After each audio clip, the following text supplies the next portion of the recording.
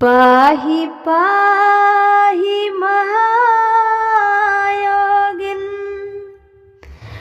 देव देव जगतपते।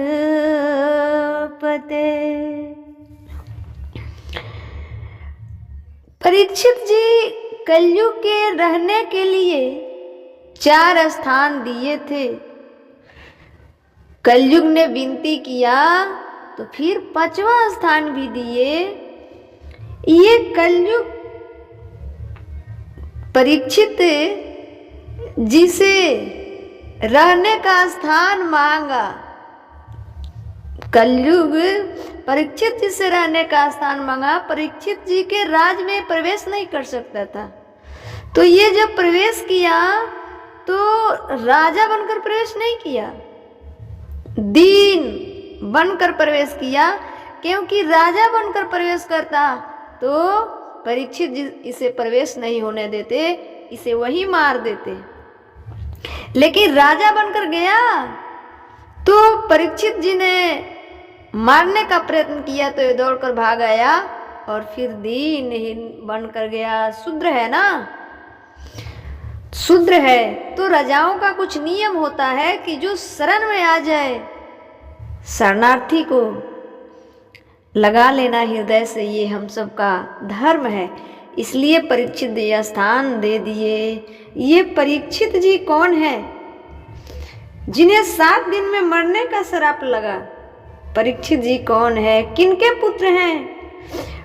अभिमन्यु को आप सभी जानते होंगे। अभिमन्यु किनके पुत्र हैं? अर्जुन के पुत्र हैं। अभिमन्यु के जो चक्रव्यूह में मारे गए थे, याद है आप सभी को, है ना? चक्रव्यूह में मारे गए थे अभिमन्यु। उन्हीं की पत्नी उत्तरा गर्भवती थी उस समय में जब वो मारे गए थे।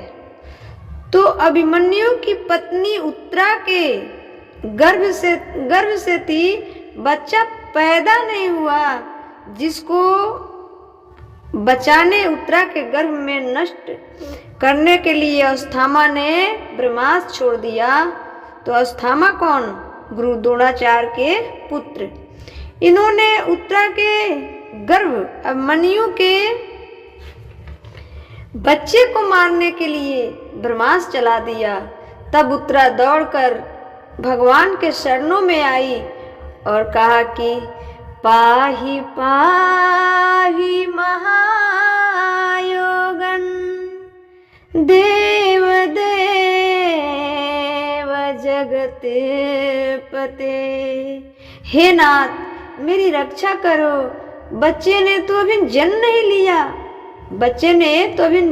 लिया, और आप देखो ना, अब ये मारने के लिए इन्हें ब्रह्मास्त्र छोड़ दिया अस्थामा जी ने।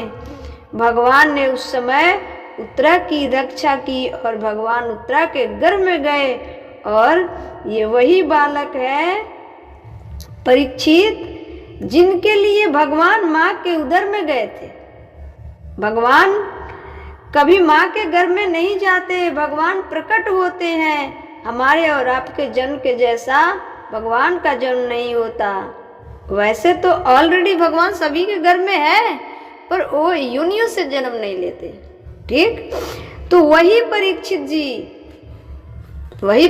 जी के राज में जब कलयुग आया तो राजा बनकर प्रवेश किया। तो राजा बनकर जब प्रवेश किया तो परीक्षित जी ने युद्ध के पर्ण रख लिए, और युद्ध के जब पर्ण रख लिए तो ये भाग पड़ा, ये नहीं रुका। तब ये सोच लिया कि मैं राजा बनकर प्रवेश करना चाहूँगा तो प्रवेश नहीं मिल सकता है। तब ये शूद्र है, नीच है ना, तब ये आया दीन बनकर परीक्षित जी के चरणों में स्थान मांगने। तो परीक्षित जी ने 4 जगह दिया। कौन कौन सा 4 जगह दिया? दूतम पानम स्त्रीः सुन्हा यत्र अधर्मस्य चतुर्विधा। दूतम पानम स्त्री सुना, दूतम मतलब होता है जुआ।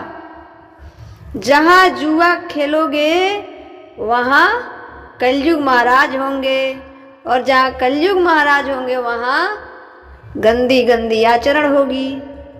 वो तो अच्छा काम कराएंगे नहीं। इसलिए कर जोर कर निवेदन है कि जुआ मत खेलना, शौक से भी कभी भी मत खेलना। जुआ ही तो खेले पांडवों ने, जुआ ही तो खेले कौरवों ने, तो कौरवों का सर्वनाश हो गया और पांडवों का 12 साल का वनवास और 2 साल का अज्ञातवास हुआ। अर्जुन जैसे गांडीवधारी की सब कुछ छीन गई, भरी सभा में पत्नी का अपमान हुआ, ब्रह्म लाला बनकर घूमना पड़ा, भीख मांगना पड़ा। ये हम सब के लिए सबक है कि यदि जुआ खेलोगे तो नाश नहीं सत्यानाश हो जाएगा। और कौरवों को तो कोई पानी देने वाला भी नहीं बचा, क्योंकि उनके साथ भगवान नहीं थे। इसलिए तो जुआ दूतम मतलब जुआ, जुआ भूलकर भी मत खेलना। पानम मतलब होता है शराब। जहां शराब है वहां कलयुग है। शराब पियोगे तो मुंड गड़बड़ होगा, तो बिना काम के किसी को गालियां दोगे। अगर किसी सभ्य व्यक्ति के गालियां दिए तो थप्पड़ जमाएगा, बात आगे बढ़ जाएगी। और शराबियों से संगत ही ना करना, शराबियों से संगत ही ना करना। शराबी की संगत यदि बैठा उठी है तो आप भी शराबी हैं, आप भी शराब पीने वाले आज नहीं तो कल बन जाएंगे। ये शराबियों का नियम होता है। तो दूतम पानम स्त्री, स्त्री मतलब होता है चरित्रहीनता। चाहे वो पुरुष चरित्र से गिर जाए वहां कलयुग है, चाहे वो स्त्री चरित्र से गिर गई वहां कलयुग है। पुरुष को स्त्री को 3 ही रूप में देखना चाहिए, या तो माँ, या तो बहन, या तो बेटी। या तो माँ, या तो बहन, या तो बेटी। और स्त्री को भी किसी पुरुष को 3 ही रूप में देखना चाहिए, या तो भाई, या तो पिता, या तो पुत्र। रावण बड़े बड़े देवताओं को जीत लिया, दिक्पालों को जीत लिया, नागलोक को जीत लिया, लेकिन हार गया तो कहाँ? चरित्रहीनता से, काम वासना के कारण माता सीता का हरण किया। इसलिए पर नारी पैनी छुड़ी, 3 तरफ से खाए, धन हरे एवं हरे, सीधे नरक ले जाए। दूतम पानम स्त्री सुना, जहां चरित्रहीनता है, जहां चरित्र बिगड़ गई वहां कलयुग महाराज रहते हैं। चौथा सूना, सूना मतलब होता है मांस। जो आप लोग अंडे, मुर्गी, बकरे, बकरी खाते हो ना, उसमें भी कलयुग महाराज का वास होता है, उसमें भी कलयुग महाराज वहां भी रहते हैं। तो दूतम पानम स्त्री सुना, यत्र अधर्मस्य चतुर्विधा, ये 4 जगह कलयुग महाराज रहते हैं। 4 गो कमरा दिए परीक्षित जी। कलयुग ने फिर कर जोर कर विनती किया कि प्रभु और एक जगह दीजिए, ये तो आपके राज में कहीं है नहीं, मैं कहाँ रहूंगा?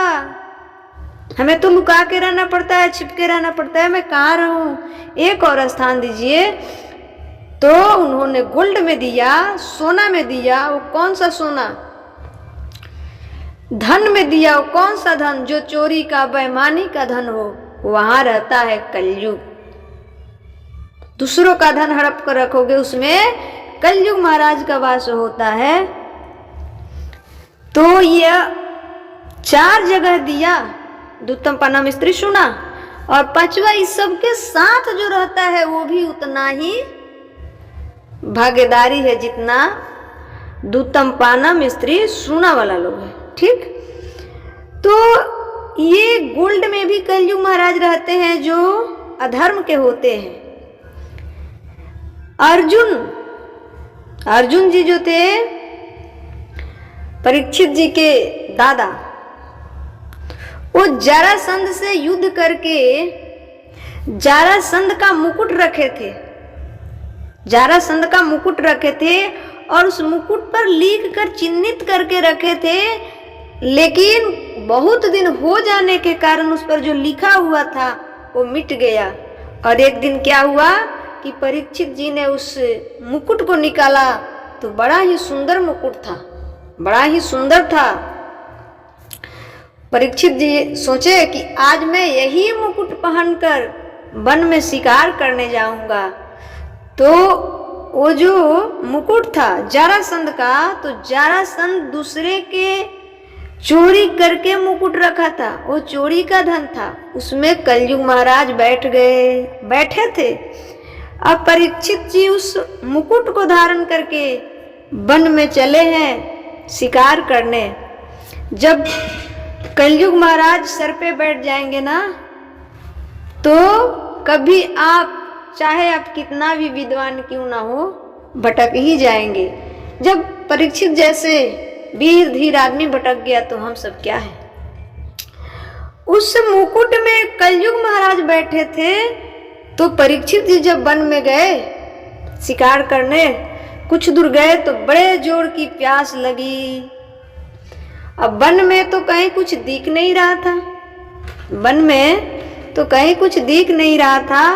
तो बहुत देखते देखते देखते आए परीक्षित जी, तो एक आश्रम दिखा। क्या दिखा? एक आश्रम दिखा। और परीक्षित जी वहां आए आश्रम में। वो आश्रम श्रृंगी समीक जी का था। समीक ऋषि ध्यान में बैठे हुए थे, ध्यान में मग्न थे। परीक्षित जी ने जल मांगा, लेकिन समीक ऋषि जी इतने ध्यान में मग्न थे, समाधि अवस्था में थे कि वो सुन नहीं पाए। राजा का आदर नहीं निरादर हो गया। अब तो परीक्षित जी के सर पे कलयुग महाराज बैठे थे, तो इनको लगा कि मैं एक राजा हूं और ये संत हमारा अपमान कर दिया, पानी नहीं दिया पीने के लिए। तो बड़ा क्रोधित हुए परीक्षित जी। और परीक्षित जी क्रोधित नहीं हुए, वो कलयुग महाराज क्रोधित कराए। तो परीक्षित जी वहां से चल पड़े और कहा कि अरे संत, तूने हमारा निरादर किया है, एक राजा का आदर नहीं किया। चल पड़े, तब तक रास्ते में एक मरा हुआ सांप मिल गया। वो सांप जब मिल गया तो क्या किए परीक्षित जी कि बाणों पर उठा के लिया करके समीक जी के गर्दन में लपेट दिए उस सांप को। समीक जी के पुत्र श्रृंगी ऋषि खेल रहे थे कुछ ही दूर पे कुछ बालकों के साथ। तो कुछ बालकों ने कहा कि अरे श्रृंगी जी, आपके पिताजी के गर्दन में मारा हुआ सांप राजा ने लपट कर चल गया। श्रृंगी ऋषि आकर देखे तो देखे कि सच बात है, पिताजी बैठे हैं ध्यान में और ये राजा तो सांप लपट कर चल गया। बहुत क्रोधित हुए। ब्राह्मण पुत्र थे ना, ब्राह्मणों के श्राप कभी वृद्धा नहीं जाता। लेकिन सब ब्राह्मण नहीं, जो ब्राह्मण के ब्राह्मण योग्य हो, ब्राह्मण जो ब्राह्मण के योग्य हो उन्हीं का। तो वही समीक जी ने श्राप दिया कि इति लंघेति मर्यादम तक्षक सप्तम में हनि। आपके 7वें दिन आपको सांप ही डसेगा और सांप के डसने से ही आपका मृत्यु हो जाएगा। समीक जी ने श्राप दे दिया। परीक्षित जी घर आए। परीक्षित जी को पता नहीं था कि हमें श्राप मिला है, लेकिन जब ऋषि का ध्यान खुला, उन्होंने अपने पिता से कहा कि एक राजा ने आपका अपमान किया है, मैं उसे श्राप दे दिया। तो ऋषि ने कहा कि पुत्र, ये बहुत गलत काम है, वो राजा है, उसका अनादर हुआ तो उसका हम पे क्रोध करना फर्ज बनता है। बिना राजा के प्रजा सुखी नहीं रह सकती। लेकिन उस श्राप के काट का कोई उपाय नहीं था। तो समीक जी गए परीक्षित जी के पास और वही बताए कि आज के 7वें दिन आपका मृत्यु हो जाएगा, सांप डसेगा, मेरे पुत्र ने आपको श्राप दे दिया है।